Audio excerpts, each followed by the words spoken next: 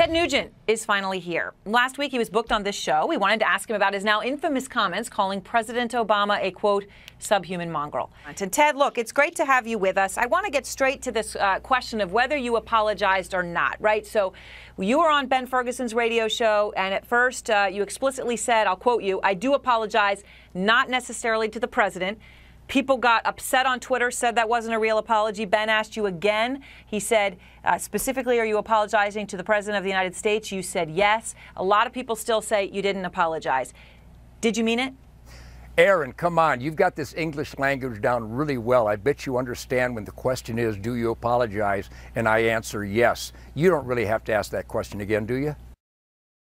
Well, I just wanted to know, because a lot of people felt that, the first opportunity, when you said, well, not necessarily to the president, then a lot of people picked up on that. So I wanted to give you the opportunity of, to say that you really did mean it. But I want to ask you, because this is the question a lot of people have. I read your Twitter feed today, and you told me on Twitter, at Erin Burnett, you said, hey, you better have the view tape ready. And I thought, what is the view tape? And I found it, Ted, and here's what it is for our viewers. This is when the President Obama used the word mongrel in the summer of 2010. I wanted to play what he said about mongrel and what you said. Here goes. I have obviously failed to galvanize and prod, if not shame, enough Americans to be ever vigilant not to let a Chicago communist-raised, communist-educated, communist-nurtured, subhuman mongrel like the Acorn community organizer gangster Barack Hussein Obama to weasel his way into the top office of authority in the United States of America. And the interesting thing about the African-American experience in this country is that we are sort of a mongrel people. I mean, we're all kind of mixed up. Yeah. And now, that's actually true for white America as well, but we just know more about it. And so I'm less interested in how we label ourselves. I'm more interested in how we treat each other. And if we're treating each other right, then I can be African-American, I can be multiracial, I can be, you name it. What matters is, am I showing people respect? Am I caring for for other people? That's, I think, the message we want to send. So what do you think, Ted? Well, number one, thank you, Erin, for playing that tape as I requested, and I appreciate you monitoring my Twitter account.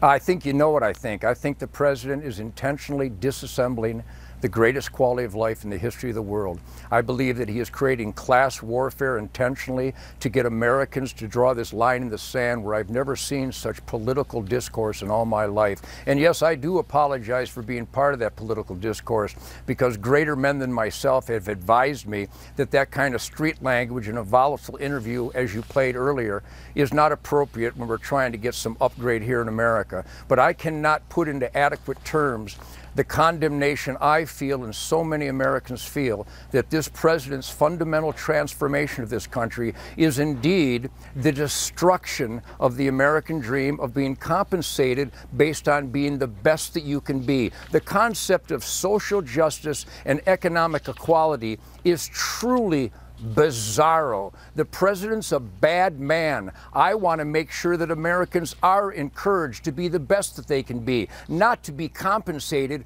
for not even trying. I really believe history will show that I've been right and the president and CNN was wrong. So I want to understand, because a lot of people want to understand. And look, I understand you're saying now I want to elevate the discussion. I think a lot of people are going to say that's great if you started to do that. But I want to understand why you used the word mongrel when you did. Okay, because obviously, we looked around. I looked it up in the dictionary. I'm sure you have at this point as well. The definition is a dog of mixed or indeterminate breed. And the only use of the word mongrel that I could find in common talk, because you're talking about street talk, was actually the Aryan Nation membership form, where you have to affirm, I'll quote, "I am an employed white and Christian. I concur that Aryan nations is only Aryans of Anglo-Saxon, Germanic, Nordic, Basque, Lombard, Celtic, and Slavic origin. I agree with Aryan nations' biblical exclusion of Jews, Negroes, Mexicans, Orientals, and mongrels."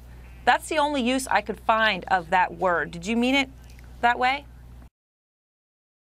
for anyone to claim that I'm a racist or it had racist overtones is the typical crap that the propaganda ministry and the media, particularly most of your cohorts there, even though I got Piers Morgan's ass thrown out, and I'll do the same with Don Lemon and Wolf Blitzer when I can. If you but do you me a might favor, be able don't to talk stay about on my because I colleagues that way. appreciate I respect that. them both greatly. But let me ask you about something else you said about the president, though. Since you're saying there was nothing racial about it, I'm hoping you can explain a certain word here. In that same conversation that I played for you where you used subhuman mongrel, you also said this. A lot of people would call that inflammatory speech. Well, I would call it inflammatory speech when it's your job to protect Americans, and then you ask you to look into the television camera and say, what difference does it make that I failed in my job to provide security and we have 4 dead Americans? What difference does that make? Not to a chimpanzee or to Hillary Clinton. I guess it doesn't matter. Chimpanzee? Yeah, Erin, I appreciate you playing that. Do you really think that I reference any race as a primate? I call my buddies in my band chimpanzees when they miss a good guitar lick. Come on, give me a break on that. I reference no racial overtones there whatsoever. All I know is that if I called the president, who is a black president, a chimpanzee, I would and should be fired. Who are you referring to? Never called the president a chimpanzee. Not to a chimpanzee or to Hillary Clinton. Not trying to. Who's the chimpanzee? You think I hesitate? People who support that it doesn't matter 4 Americans are dead.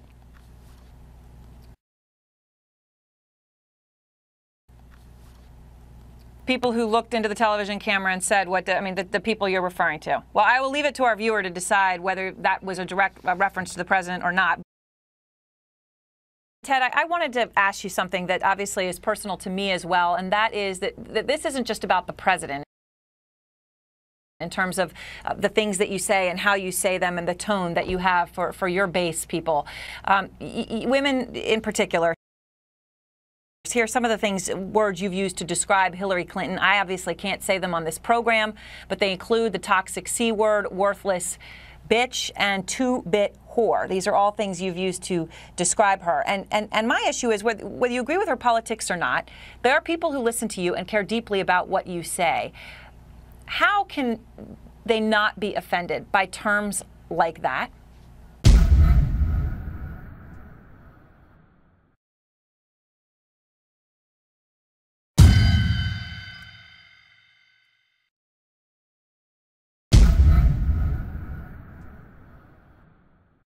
And when you talk about things like these things with women, is this something that, do you... These things with women. What's these things with women? These things, when you use the words like toxic C word. Because I think the problem that I have with it, and a lot of people have with it, is that you wouldn't say those things unless you thought those things. They aren't things that people just say off the cuff or say because they aren't thinking. People don't say those things unless they think those things about people. And that is a fact, Ted.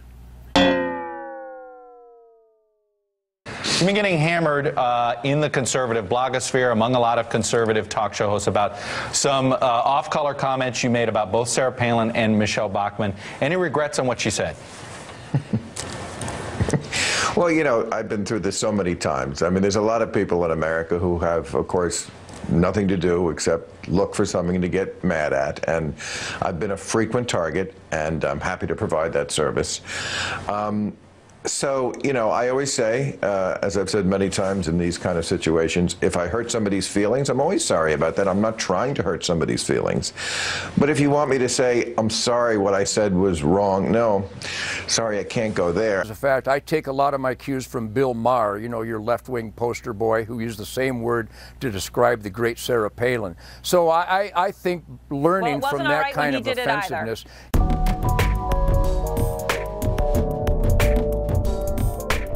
Are you afraid, though, that people like Rick Perry, people like Rand Paul, who tweeted out when you made the comment about subhuman mongrel? You will not find that quote, so be very careful, Erin Burnett, that you don't make things up like your cohorts. All right, so when you tweeted today to Rand Paul, because Rand Paul had demanded you apologize, said that your derogatory description of President Obama is offensive and has no place in politics, he should apologize.